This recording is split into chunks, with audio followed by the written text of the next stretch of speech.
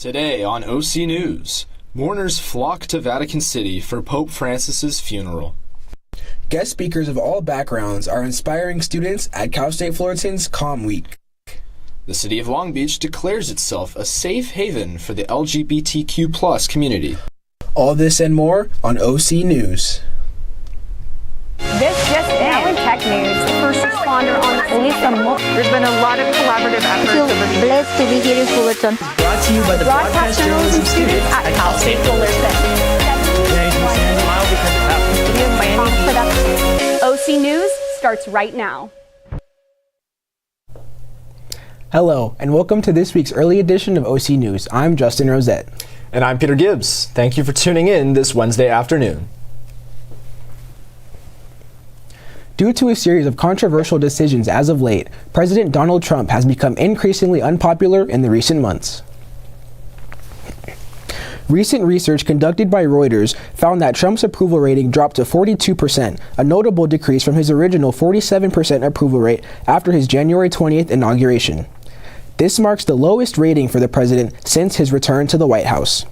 At this time, major reasons for the drop in approval include concerns regarding Trump's threats on public university funding and his imposing of international tariffs. Despite the GOP's continued support for Trump, the poll showed that both Democrats and Republicans agree Trump should follow court rulings, especially from the Supreme Court. Only 19% think he's above the law, while 95% of Democrats and 82% of Republicans say he must comply. After a period of declining health, the Vatican announced Pope Francis's death on Easter Monday. A public viewing started this morning where the pontiff is being honored at St. Peter's Basilica by thousands of mourners and world leaders. The cause of death was a stroke that put Francis in a coma, leading to his heart failing. He was 88 years old. Born in Argentina as Jorge Mario Bergoglio, Pope Francis was the Catholic Church's first Latin American pontiff. He leaves behind a legacy that featured efforts for interfaith alliances and being outspoken for the poor. The public mourning period will continue through Friday, with the funeral set to take place Saturday morning.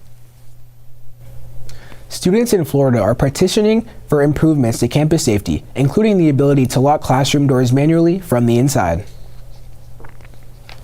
This action comes after Thursday's Florida State University shooting, where 2 workers were killed and at least 6 others were wounded. The suspect in the shooting is 20-year-old Phoenix Ickner, the son of a Leon County Sheriff's deputy. Some of those who survived are also survivors of the 2018 Parkland shooting, further demanding gun reform in the country in addition to increased safety measures. Students who were there for the lockdown reported an inability to lock doors as they attempted to find safety from the shooting, and had to resort to barricading the doorways with chairs and other materials. As of now, the petition on change.org has over 30,000 signatures and is collecting them statewide.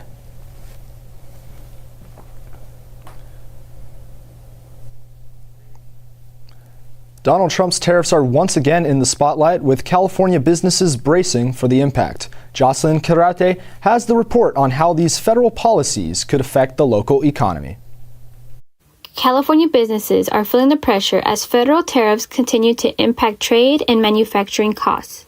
And now, Governor Gavin Newsom is taking legal action, suing President Donald Trump over what he calls unconstitutional trade policies. From small manufacturers in the Central Valley, businesses across the state say tariffs on imported goods, especially from China, are driving up prices on everything from raw materials to finished products. The Central Valley has, it grows some of our produce and stuff, but not enough. Otherwise, we would only be getting it from here. I'm standing in a local shopping center where many local businesses say that they will be impacted by Trump's federal tariffs. However, thanks to Newsom suing Trump, we will have high hopes that the California businesses will be protected. As of right now, it's been holding steady, but the winds of change are coming, so we need to try and prepare. But there's no way to really prepare when you don't know from day to day what's going to happen.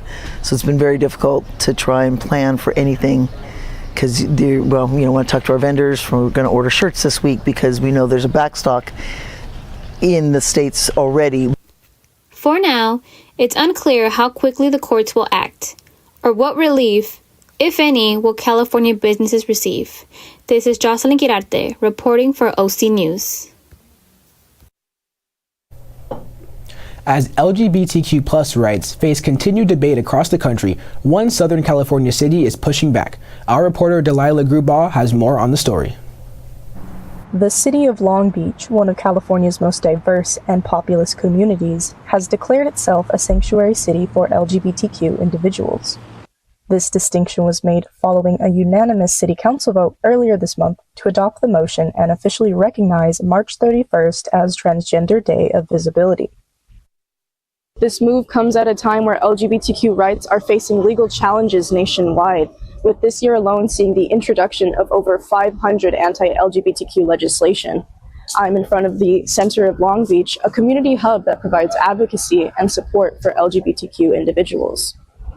LGBTQ people make up over 5% of the city demographic, making Long Beach one of the largest LGBTQ populations in the country.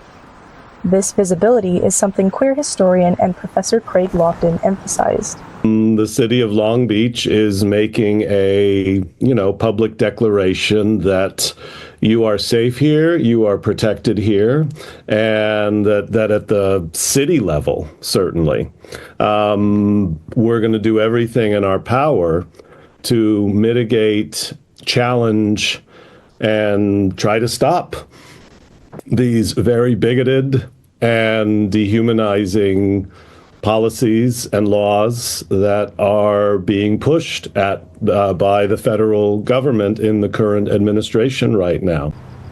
In addition to now being a sanctuary city, Long Beach will also host its annual Pride Month celebration from May 17th to 18th this year. I'm Delilah Grubaugh signing off for OC News. Political tensions continue as a group on campus gathered for a protest to raise awareness for a man who was mistakenly deported to a prison in El Salvador. Janet Huareca has the story. Cal State Fullerton's Fresitas for Change used their voices to protest for Gilbert Abrego Garcia's release over a month after his initial deportation. And the fact that I have the privilege to protest and to speak out on injustices like this means a lot. It means that I get to spread awareness about what's going on, because a lot of people don't even know who Kilmar is. According to a court filing, an administrative error led to Abrego Garcia's wrongful deportation and incarceration inside a Latin America mega prison, turning his case into a legal saga. He was a loving father and a loving husband, and I think a formal apology is what's necessary, and I think that they need to start respecting the judges, the Supreme Court's rulings, and ensure that none of this happens again. The student protesters who gathered outside of Pollock Library today are calling for Abrego Garcia's return, as well as an apology from the Trump administration due to the hate that has risen towards marginalized communities during his presidency. Right now, difficult situation for the immigrants as they speak for Palestine. Most of them are met with either deportation or possible arrests for their free speech rights. And we're seeing that here with two Hispanic immigrants as well. Fresitas for Change will continue to voice their concerns on campus, as it is important for change to start somewhere. Sometimes they can't join this protest, but sometimes they can join the next one. So it's about finding the time that works for them. And we just want to help people out if they want that opportunity. For now, Abrego Garcia remains in El Salvador, as the Salvadoran government rejected a request from 4 Democratic lawmakers to visit him in prison. From Fullerton, I'm Janet Huareca with OC News. Coming up after the break, learn about the center on campus helping students with their mental health. And you'll hit the ground running when you hear about this year's Boston Marathon. Stay tuned.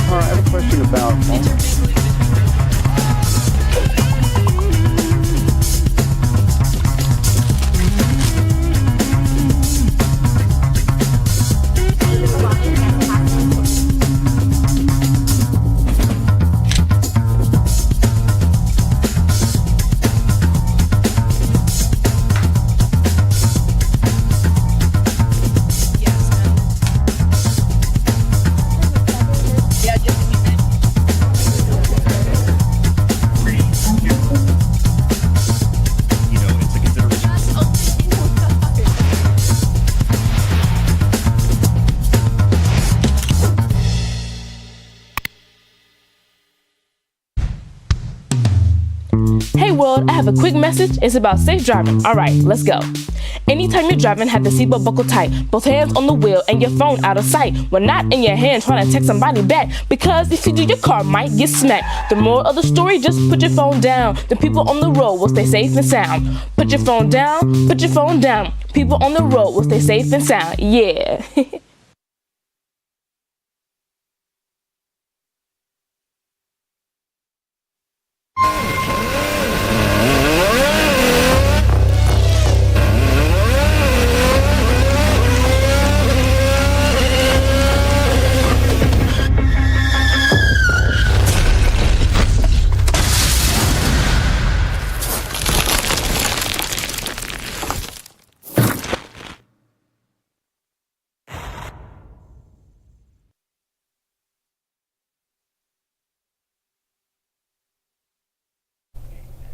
Welcome back to the show. Now, the big question looming around Orange County at the moment is it shorts weather or is it sweater weather? Because Mother Nature cannot seem to decide.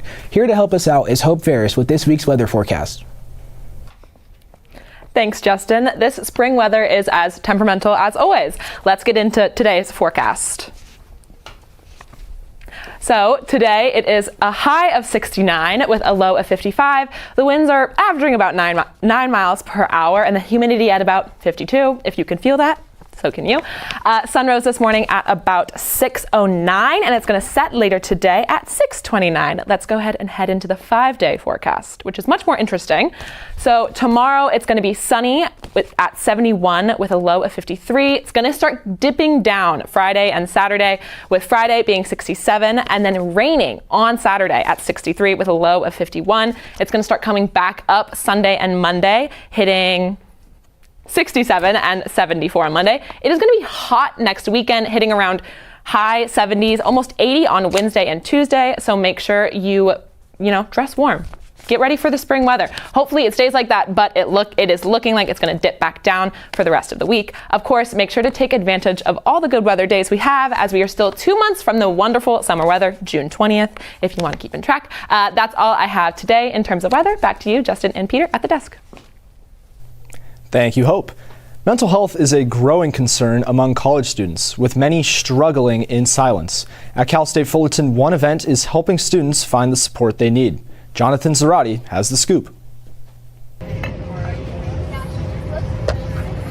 At Cal State Fullerton, events like the CAPS Mental Health Resource Fair are making sure students know they don't have to struggle alone. The American College Health Association reports that over 60% of students experience overwhelming anxiety, and nearly 1 in 4 have considered suicide. At Cal State Fullerton, those numbers are taken seriously. And just your academic, overall life stressors that they face every day. And so I'd like to bring on all these community providers to show students that there is support for you, whether it's here on campus or in your surrounding area. And it also really helps still reduce the stigma. Hosted by CSUF's Counseling and Psychological Services, the Mental Health Resource Fair brings over 30 organizations to one place, offering free and low-cost support including therapy services, wellness kits, and crisis lines. Spaces like OC LGBTQ Center and Long Beach Trauma Recovery Center and many more gave students a moment to pause, reflect, and connect with not only themselves but with the community around them. With mental health issues on the rise, events like this aren't optional.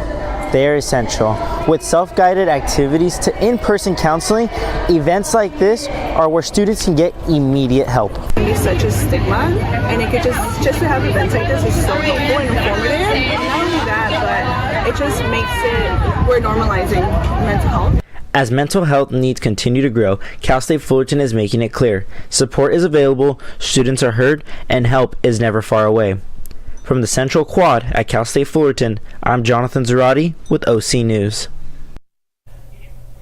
On Monday, April 25th, elite runners from around the world competed in the Boston Marathon, but for one family in particular, it was more than just a race. Brianna Delgadillo tells us the story of one California mom. It's not just any marathon. The Boston Marathon is the one runners dream about because not everyone gets in. You don't sign up, you earn your spot. You know, it's every runner's dream, and I'm here, and I'm ready. This year, my mom, at 58 years old, secured her spot with an impressive time of 3 hours and 53 minutes. After months of training and dedication, she made it. When I got that email that I was in, my tears, were rolling down, and I was very excited. Qualifying for Boston is not easy. Women aged 55 to 59 needed to run a marathon in 4 hours and 5 minutes, or faster to qualify for the 26.2 miles, but that was just a baseline. Easy to able to qualify for, and she worked hard to be here, and I can't be proud. I'm so proud of her that what she accomplished. She's coming up on the 20-mile stretch right now. She's pushing through the finish line. She still has 6 miles, but she's not alone. The crowd behind me and the energy, it's absolutely amazing right now. I did it. Oh, you did it. For my mom and many others out there on the course, this race is more than just 26.2 miles. It's proof that age doesn't define your limits. With heart, dedication, and a pair of running shoes, anything is possible. This is Brianna Delgadillo with OC News. Playoffs? Are you kidding me? Playoffs? Don't talk about playoffs. It's still baseball season. We go now to Gavin Sanders for our weekly Sports Get Down. What's going on, sports fans? I'm Gavin Sanders, and today we're going to take you on an adventure through the local sports world. Let's first start off with the 15-mile rivalry, which happened last weekend here at Goodwin Field. The Titans hosted the Long Beach Dirtbags this weekend for a great series in front of some great fans. Thursday, the Titans and the Dirtbags went back and forth. In the bottom of the fourth, Cam Burdick came up to the plate and singled over the shortstop's head to tie the break. In the top of the sixth, shortstop Mattis Lotta, from his knees, throws out the runner at second. The Titans took the first game 5-4. There wasn't much to watch in the second game as the Titans lost 8-5, but Jacob Shark does score here on a single from Carter Johnstone. Isaiah Gomez with the bases loaded, chopped one down to third base. Oh, I think that gentleman forgot something as the Titans tie it in the second. Bottom of the eighth now, Titans up 1. Maddox Lotta comes in and smacks a double into center field, and that scores Carter as the Titans take the series 6-4. Now let's head on down to the Big A, where it was Star Wars weekend for Halo fans as the San Francisco Giants were in town for some good old-fashioned interleague play. As the Angels took Game 1 from the Giants after a classic pitching masterclass from Tyler Anderson, the only bearable thing to watch in Game 2 was this monster home run from Mike Trout, which went 485 feet. And that was beauty. I mean, look at him round the bases. Now in a game determining the series, the Halos went down early, and then Neto crushes one into the rocks in center field. And that's not all he did, as he pulls off this beautiful defensive play as he goes to his left, I think, 360 no scope, and throws out Flores for a beautiful defensive play. Bottom of the ninth, the bases loaded, and the one and only Joe Adell comes up, and he blasts a double down the left field line. Soler scores, Newman scores the tying run, and Neto unhooks the trailer and is called safe at the plate as the Angels win on a walk-off 3-run double. All right, guys, taking a page out of my buddy's Connor's book, I'm going to give y'all the most beautiful, real, and professional approved 2025 NFL mock draft. Let's get into it. I should have a little graphic behind me, but we don't, so I'm just going to ad-lib it from here. First overall is going Cam Ward, obviously. I mean, that's obvious. Then we're going to go down to the Raiders pick. I think the Raiders are going to pick up Ashton Genty. And then, the Bears, they got a lot of holes. I mean, as a Packers fan, they got a lot of holes. But, here we go. Hey, look at that. Here we go. We're going to go, Cam Ward at number 1. Will Campbell's God protect Drake May, right? T-Mac is a sexy pick from Servite High School, actually. He's going to the Jaguars. Ashton Genty to the Raiders right here. Let's go on down. Who are the Bears picking? Is that Amarion Hampton from UNC? It's pretty nice. But then let's go back up to the Bengals, who are losing a lot of their edge rushers this year. They're going to go the kid from Boston College. I think that's a great pick for him. Down to 20, Luther Burden, my favorite receiver in this draft. This guy's a dog. He's going to go to the Broncos, unfortunately. But Shadur Sanders, all the hype in the world, Perfect timing? No. I think he goes to the Steelers at 21. He falls down. Colston Loveland's going to find a new home in beautiful LA with the Chargers. And the boys in the green and yellow, the Packers, are going to get Emeka Egbuka from the Ohio State Buckeyes. Going down at 26, another local team going Jalen Walker with the linebacker. 27, shout out my boy Caden at home. You guys are going James Pierce, I promise you that. And then 30, Shamar Stewart, a guy that didn't have much production, but he's got some raw talent. And then 32, I mean, the most Eagles, obvious choice, Benjamin Morrison. They always get a dog at the DB position. But anyways, guys, thanks for tuning in. That's all I have for the week of sports. Get down. Back to you guys at the desk.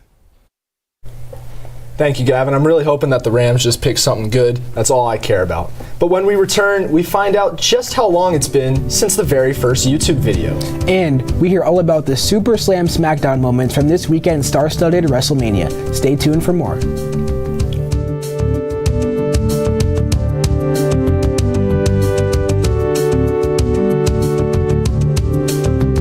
I don't think that many kids in my son's school even do it. He makes fun of his friend who vapes. He would never try it. She's into soccer. She's on the honor roll. She's just not the type. No way. No way. No way. No way, my kid would never vape. Get your head out of the cloud. Today, nearly 8,000 kids will start vaping. Maybe even yours. Learn about the dangers at talkaboutvaping.org. Worried about your friend but don't know how to reach out? You could say how are you or get a fake tattoo. You could ask with an app if it works for you. You could chat with them in VR. It's so good. If you think you should check in, yeah, you should. Whatever gets you talking. Reach out to a friend about their mental health. Whatever gets you talking. Learn how you can help at seizetheawkward.org. We're all just trying to keep things running for those who rely on us. That's why we don't have time to be sick with the flu. We don't have time for delays. Ready! We don't have time for spills. Next. We don't have time for setbacks. Let's be real. Getting the flu shot helps you fight the flu. Get a flu shot for yourself and those around you too. STEM is precise, no margin for error. Dare to forget that. Dare to have fun with it. Get weird with it. Dare to send those old STEM theories flying past the neighbor's house into outer space. Dare to program something internet-breaking, record-breaking. Dare to blow their minds. Dare to learn the difference between sedimentary and metamorphic rock. Go find those rocks. Dare to keep daring. Dare to STEM. Check out She Can STEM to get started. Welcome back to OC News. Plenty of new movies and events are on the horizon, so let's head now to Janet Wareka for our weekly entertainment segment. Thank you, Peter. Whether you are a film fanatic or a fiend for live entertainment, I have some updates you'll want to hear. He's just Ken, but Ken is embarking on a journey to a galaxy far, far away as Ryan Gosling is set to star in a new Star Wars movie. The announcement came at a fan event in Japan on Friday that the Barbie star will join forces with director Sean Levy for the new film titled Star Wars Starfighter. In a statement from Lucasfilm, the owner of the Star Wars franchise said the film is an entirely new adventure featuring all new characters set in a period of time that has not been explored on screen. The movie will take place outside the Skywalker storyline as a standalone film. Production is set to begin this fall and anticipated to release in May of 2027. Staying in the cinematic universe, film enthusiasts can expect some changes coming to the 2026 award season. During an announcement on Monday, the Academy of Motion Picture Arts revealed new rules. The biggest change now requires Academy members to watch each film nominated in a category. Previously, the rule only required it for specialty categories like documentary and international features. In all other categories, votes were on the honor system, encouraged but not required to watch before final round voting. The Academy also shared that the highly debated use of artificial intelligence will neither help nor harm the chances of achieving a nomination. From battles for awards to battles inside the ring, WrestleMania 41, Nights 1 and 2 took place this weekend inside the entertainment capital of the world. Their premium live event took place this past weekend at Allegiant Stadium in Las Vegas. WWE announced that it was the most successful and highest grossing event in company history, as it drew in close to 125,000 fans across the 2 nights. WrestleMania 41 also became the most viewed WrestleMania of all time, up 114%, surpassing the record set last year. At the end of the night, the man who we can see is the one who made headlines, as John Cena won his 17th WWE World Championship, becoming the first in wrestling history to reach that milestone. That's all the entertainment news I have today. It seems like my time is up, but Peter and Justin, your time is now. Thanks, Janet. Even though John Cena recently betrayed the fans, I couldn't be more happy that he won his 17th world title. Now, on to a wild internet milestone, a moment that pioneered the era of online video sharing and changed the way we consume content forever. Today marks the anniversary of YouTube's very first video, Me at the Zoo, which was uploaded on April 23, 2005. The now 20-year-old video was an original upload from YouTube co-founder Joeed Karim, showing Karim in front of an elephant exhibit at the San Diego Zoo. And the following year, Karim and YouTube co-founders Chad Hurley and Steve Chen sold the platform to Google for $1.65 billion. Since its posting, the video has gained over 350 million views, and in the 2 decades of YouTube's existence, more than 20 billion views have been uploaded. It's Comm Week at CSUF, which means ample opportunities for students to hear industry leaders speak. Jonathan Mansour has the story. My dad always said, like, it's not who you know, it's like how well you know them. So I really took the time to get to know people. And then through that, I met somebody who referred me to the job at TikTok. Vivian Fan, Music Senior Partnerships Manager of Sound On at TikTok, returned to Cal State Fullerton Monday to speak during Comm Week. I really wanted to be transparent, honest to the students about the music industry and my journey and what it takes to get there. What is the climate of the industry today? So it is really special to come back somewhere that helped me grow so much into the personality that I am, and also the career that I have, and just talk to students where they're at, I was at before. Students will be able to listen to many different guest speakers throughout the week, whether it's in PR, journalism, or entertainment. Comm Week has everything. I honestly feel like it really is. I feel like us being college students, it's really beneficial just to hear people that are in the industry and hear from other people's experiences. So I honestly really enjoy going to them. I like hearing what they say. There's so many opportunities at Cal State Fullerton, including Comm Week and the organizations here, that I really think students should take the time out of their day to come to events like this. So shout out to all the Fullerton students who put this event on. It was really nice. Well done. Comm Week continues through Thursday, concluding with a Comm Department Award ceremony that evening. Reporting for OC News, I'm Jonathan Mansour.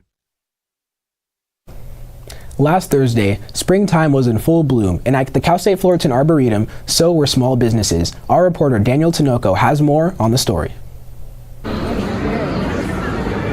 The Garden Flea Market, hosted at the Cal State Fullerton Arboretum, is an annual student-run event filled with good food, lively music, and an opportunity for small businesses to expose themselves to new audiences. I think it's important to have these flea markets for small businesses because it creates a lot of exposure for these small businesses, especially within our local community.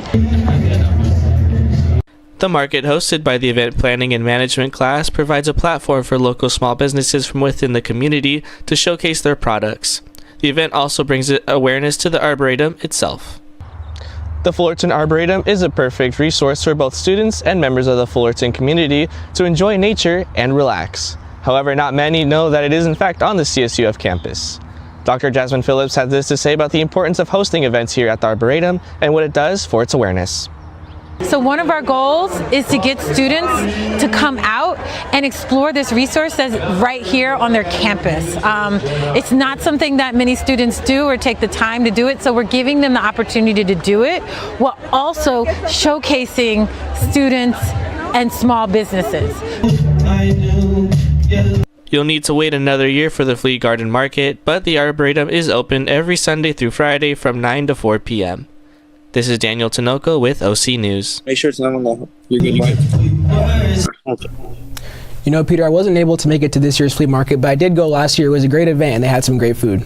You know, I really want to tune in next year. I think I want to try all the different venues that they have, see the different music. I really want to go next year. Let's hope we can both go. Hopefully. Well, that's all we have for our show today. Be sure to stick around for our late show in just a few minutes. I'm Justin Rosette. And I'm Peter Gibbs. Be sure to follow us on Instagram at titantvcsuf and OC News CSUF. Thank you for tuning in and have a good night.